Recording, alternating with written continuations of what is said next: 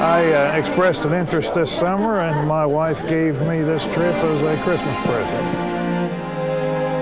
It's a sad event, but it shouldn't be forgotten.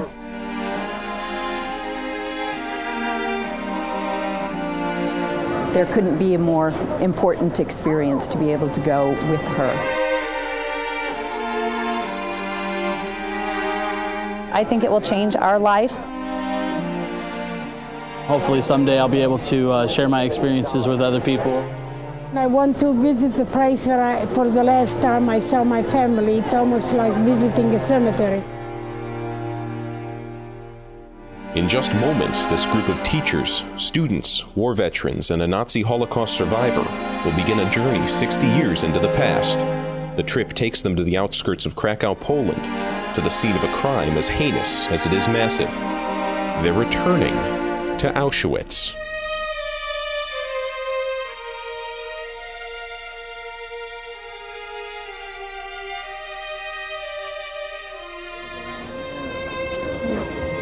Right there is a barrack that I used to. Eva Kor has been here before, 9 times in fact.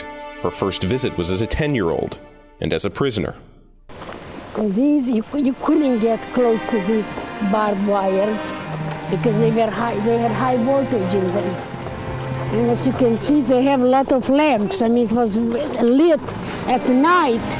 It looked like daytime because they had the guards had to see everything around it.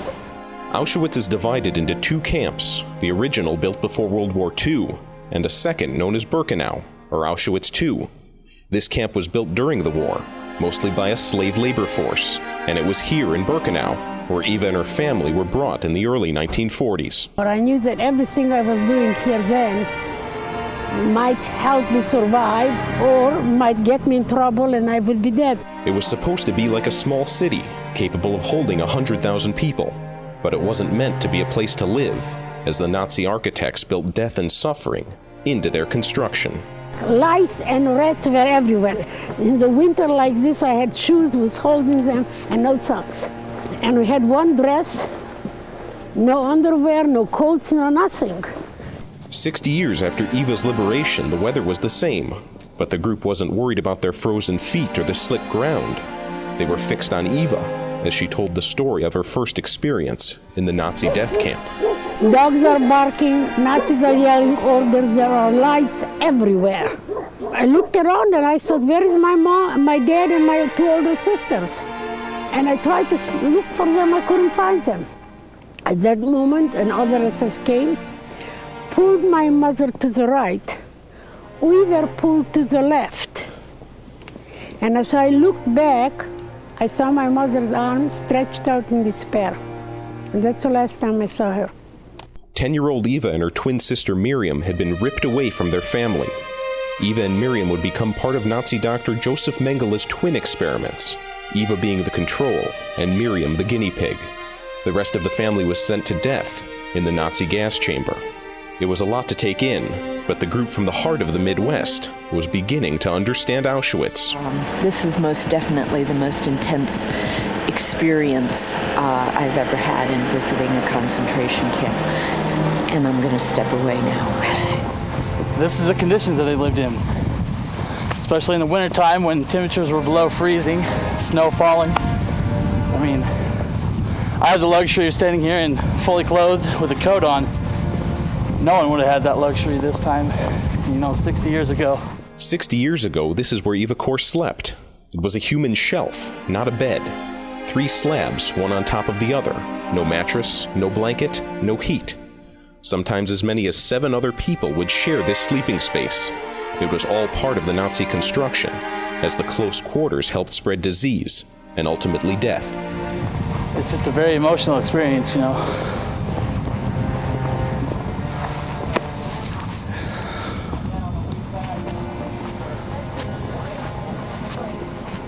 10-year-old kids, 2-year-old kids, ripped away from their parents killed, then put in barracks, experimented. It's just way too much to handle at one time.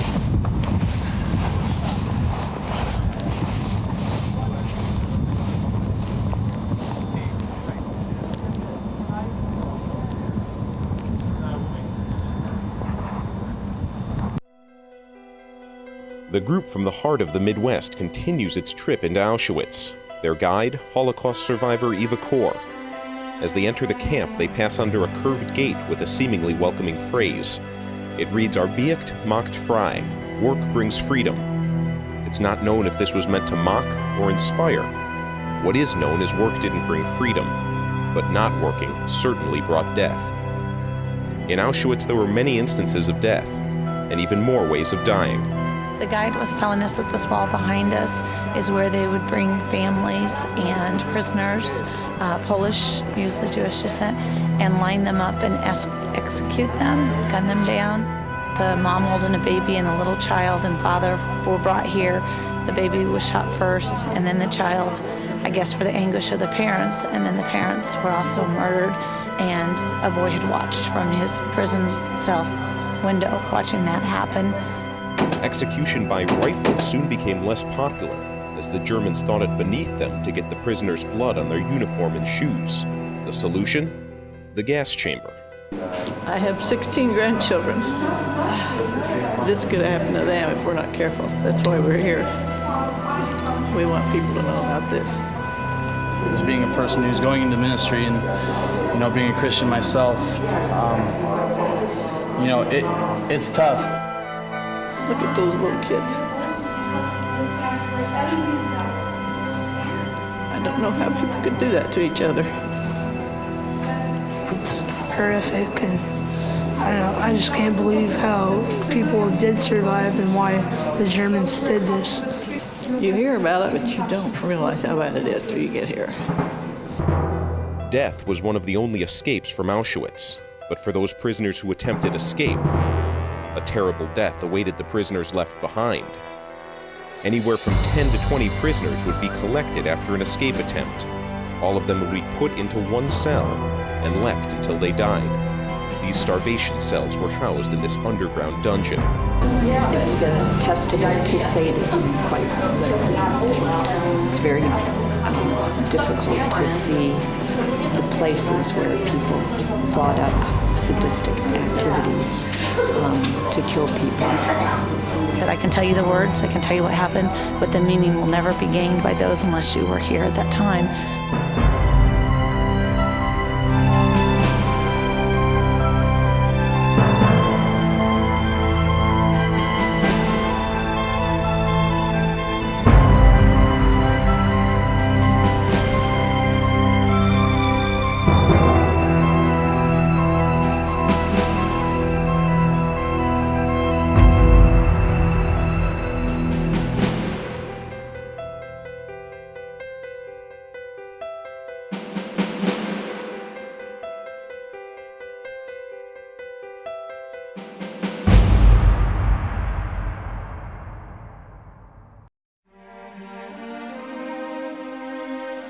You don't learn this kind of stuff in a history lesson. In a history lesson, you don't smell the hair. You don't feel the cold. Hair from many victims fills this glass case. It's a museum-type exhibit in Auschwitz. The Nazis would shave victims' heads just before they were put to death. The hair was used to make wigs or clothes. Seeing the little braided hair, I said, I remember my daughter has very long hair, and when I comb it and braid it, it reminded me of me missing her on this trip, and I can't imagine being a parent and having my child taken from me knowing what was going to happen. 200,000 children came to a camp. 600 survived. What is my generation doing, to keep going, to ensure that something like this never happens again? This explains how much food or how much ration was allowed for each prisoner. So it says, for example, 600 grams of bread for one day. The Nazi obsession with order and documentation meant even if they didn't care about the people they were killing, they still had to acknowledge their deaths, as illustrated in this letter from the German secret police. It explains that a Polish woman by the name of Stanislawa Olewnik died on April the 21st, 1944. What's interesting is it says here that she died in the hospital of Auschwitz, and that the body was cremated in accordance with what they normally do there and put in an urn, and that the urn then is housed in the crematorium. He says, I ask you to please tell her family and to explain to them that the urn will not be returned to them, nor will her personal effects be returned to them. It shows the lie that they were trying to perpetrate to make people think that in fact her remains were properly buried or placed in a place of honor, which is an absolute lie. It's amazing documentation. I guess you can find these things anywhere, but to see them up front and know that somebody typed this letter is pretty overwhelming. The Nazi hatred of Jews, gypsies, and their prisoners of war fed the fire, keeping the crematoriums burning. But when the group visited the crematorium, something unexpected happened. This is the exchange between a German student and Holocaust survivor Eva Kor. It's a very bad part of our history. But you had nothing to do with it. I know, but it's our history and it's very But bad. you are now making a history for your people that they are going to be proud of it. Let me tell you a few things that you can be proud of. In all the tragedies of the war, and there were many tragedies, the Nazis is the worst, but no other country has ever tried to make up for the bad things that they have done as much as the Germans did. You guys are doing tremendously. You, the young people, have nothing to be ashamed of.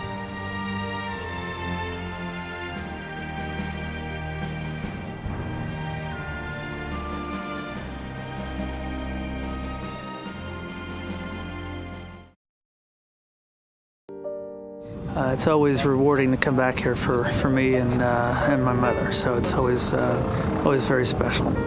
Alex Kor has been to Auschwitz with his mother twice before. I know that I can't continue to come back with my mom at some point. I'm going to have to come back alone, and it means the world to be, with my mom here.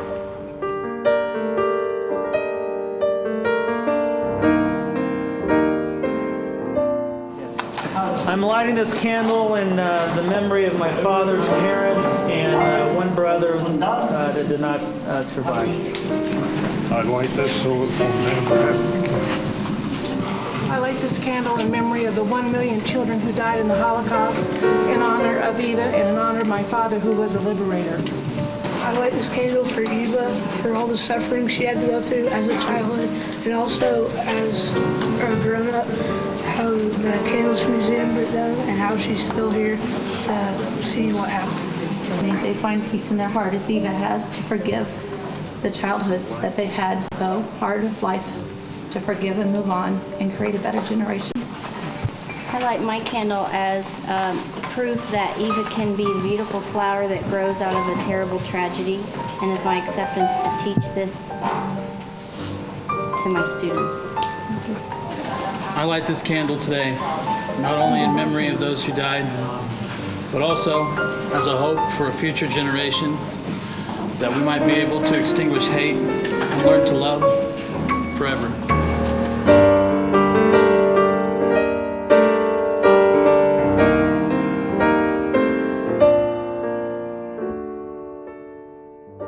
As a second-generation Holocaust survivor, Alex will continue to tell his family's story long after his mother cannot. Today, the torch has been passed to him. 60 years ago today, the long nightmare of the Nazi regime was over. I was liberated and I was physically free. I accept the passing of the torch not only for myself, for my sister, for perhaps other second-generation survivors, and for, quite frankly, for all of you here and for anybody else, as my mom mentioned, who is interested and wants to help their fellow man. 35 candles. She made something sacred out of this event and gave us an opportunity to reflect and to make a spiritual statement.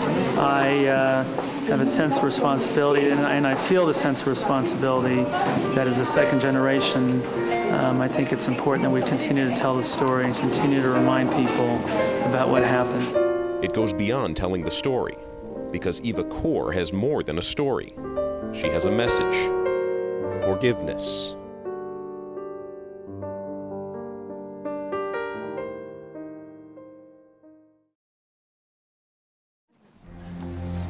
You are now behind barbed wire. Come on in. Eva and the group stand in the same place Eva and her twin sister stood 60 years ago. This image from the liberation of Auschwitz has been burned into history. And who's standing front and center? Eva Kor and her sister Miriam. That way. We are going that way.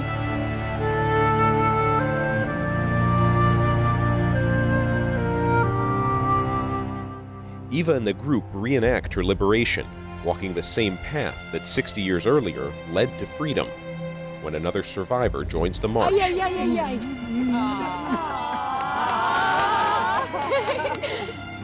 are free. Free. Не знаю. Somebody speaks in Polish. Ludwig, the group tour guide, did, and served as translator while the man told his story. And one of the German policemen hit my mother's head, and they took me away with them. The stories are similar. Young children ripped from their families. But both Eva and her new friend have outlasted Nazi Germany. If I were a rich man. The survivors dance, celebrating their freedom while the group looks on. Soon the two learn they have more in common than their shared experience or a dance. I have forgiven everybody. It was pure chance, but Eva Kor had met another survivor who shared her conviction. I have forgiven the Nazis. I have forgiven everybody who has ever hurt me. Forgiveness, for me, is an act of self-healing. Try it. What can you lose? Only your pain. I don't need pills, I don't need drugs, I don't need alcohol. I can talk about it and never have a nightmare. Because I have forgiven those, therefore I have healed myself. I have given myself the gift of freedom. Number one, never ever give up if you have a difficult life. If I survive that, you can survive anything. Two, we all have to work to eliminate hatred and prejudice in the world. It's up to all of us. We have to judge people on their actions and content of their character. And three, please, try, forgive those who have hurt you. Forgiveness is nothing more and nothing less but an act of self-healing. Eva and forgiveness. To forgive your hair. Her idea of forgiveness is now going to be taught to other people, and I think more and more people, not only here in Poland, but around the United States and North America, will at least start to consider the idea of forgiveness and what possibly could do for them on a day in and day out basis. It's a whole lot easier for me to say and believe that I forgive people around me. Something that maybe wasn't easy for me to start with. I don't want to be a victim and a prisoner of my tragic past.